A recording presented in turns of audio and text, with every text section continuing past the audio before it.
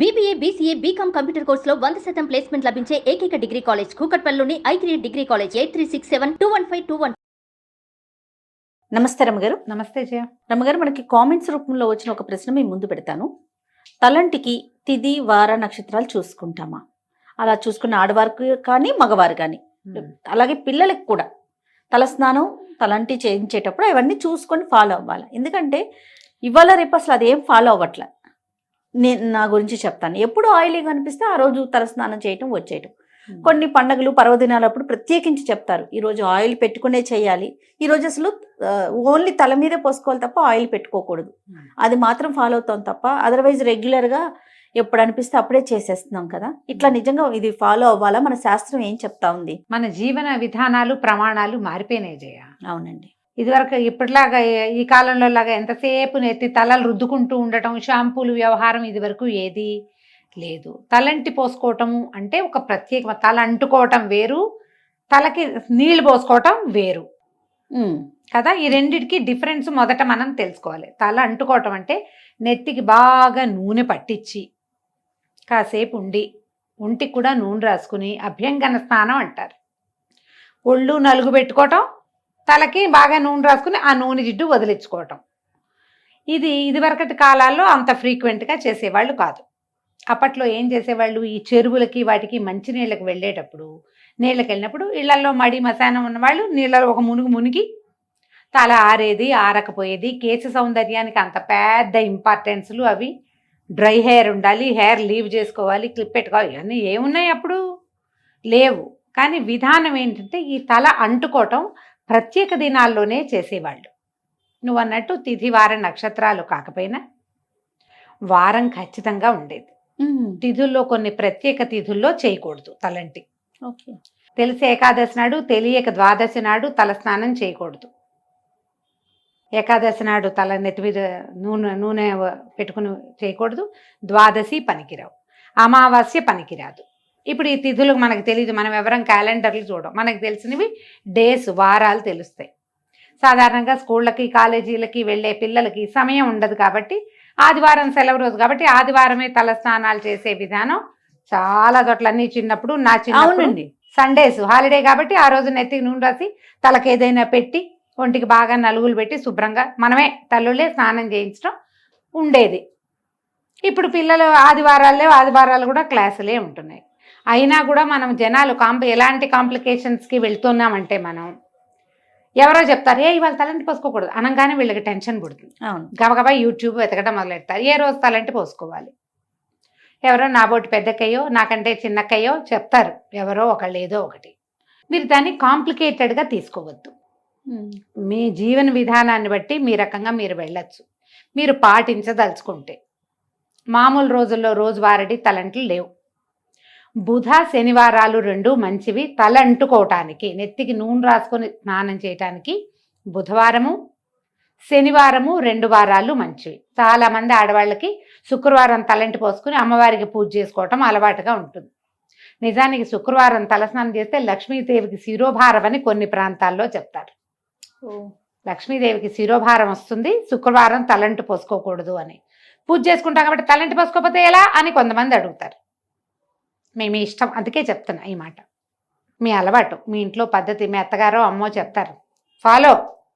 అత్తగారిని అమ్మని కళ్ళు మూసుకుని గుడ్డిగా వాళ్ళే మన ప్రథమ గురువులు, ఫాలో అయిపోవటమే.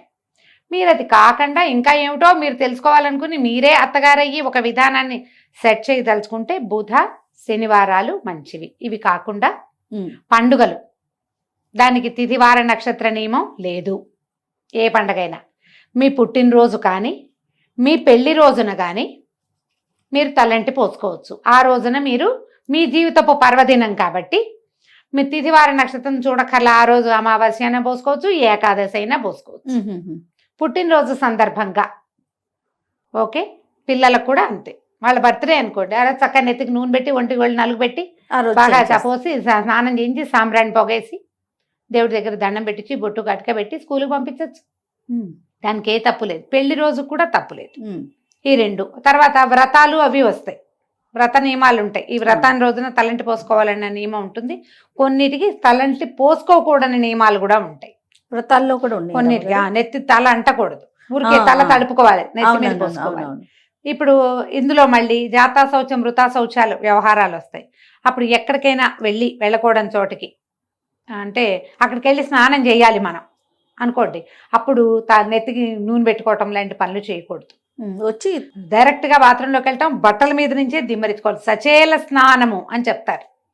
ఎవరింటికైనా పలకరింపుకి 10 రోజుల లోపల కానీ అక్కడే భరణించిన సమయంలో కానీ మీరు వెళ్తే వచ్చాక ఇక బట్టలు విప్పి పక్కన పెట్టడం, మూల పెట్టడం ఏం లేదు.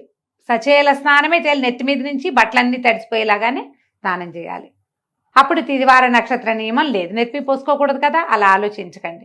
జుట్టు జిడ్డుగా ఉందనుకుంటే మనకి షాంపూలు ఉన్నాయి, బాత్రూముల్లోనే ఉంటాయి, కాస్త షాంపూ చేసేసుకుంటే తల ఎండకపోవటం వల్ల వచ్చే సైనసైటిస్ లాంటి ఇష్యూస్ ఉంటే అవి రాకుండా ఉంటాయి.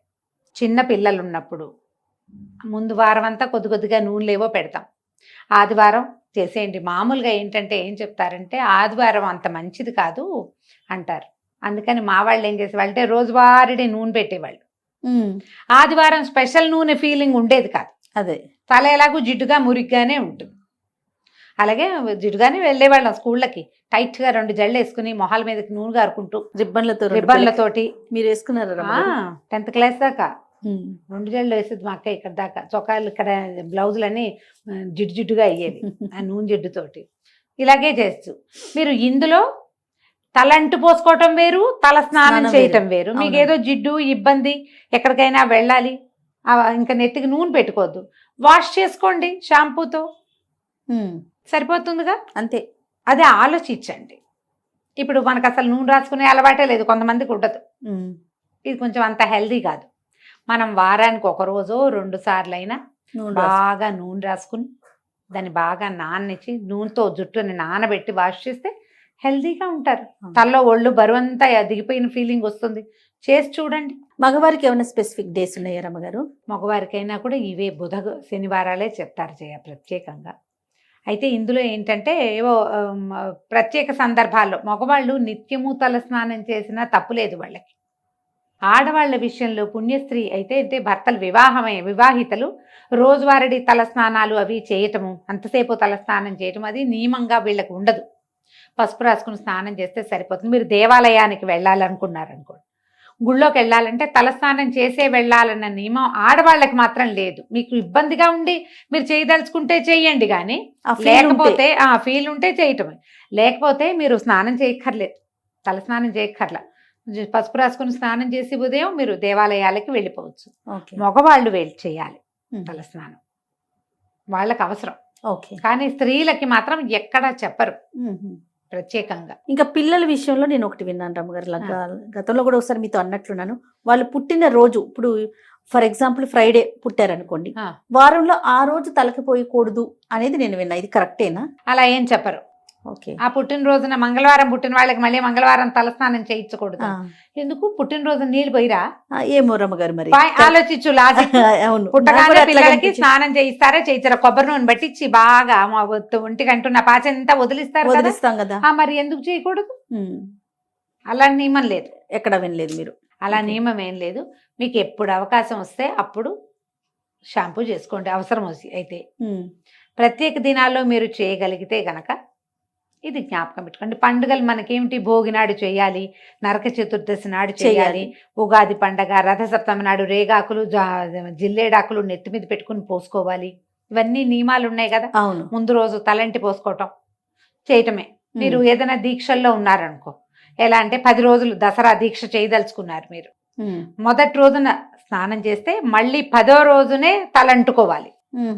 మధ్యలో రోజువారీ వాషే, ఉట్టిగా నీళ్లు పోసుకోవటమే తలంటే తప్ప మీరు నూనె రాసుకుని స్నానం చేయటం ఈ దీక్షా దినాల్లో చెయ్యరు.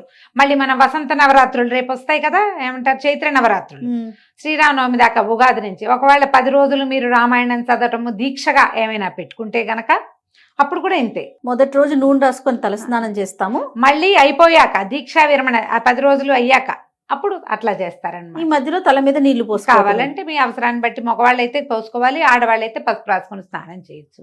ఇప్పుడు ఇవి అవసరం లేదు మనకి, కానీ మనం రెగ్యులర్ తలంట్లు పోసుకోవటం గురించి మనం ఆలోచిస్తాం. బుధవారం నాడు బుద్ధి పెరుగుతుంది, శనివారం నాడు మన తాలూకు ప్రాబ్లమ్స్ తీరుతాయి, నెగిటివిటీ పోతుంది. ఓహో. శనివారం నాడు నువ్వుల నూనె రాసుకుని స్నానం చేస్తే మంచిది. బుధవారం నాడు ఏ నూనె అయినా పర్వాలేదు. ఓకే రమ్మగారు, నమస్తే. నమస్తే జీ. ఏమైనా చేసుకోవచ్చు, ఓకే, ఇబ్బంది లేదు. రైట్ రమ్మగారు, నమస్తే. నమస్తే జీ.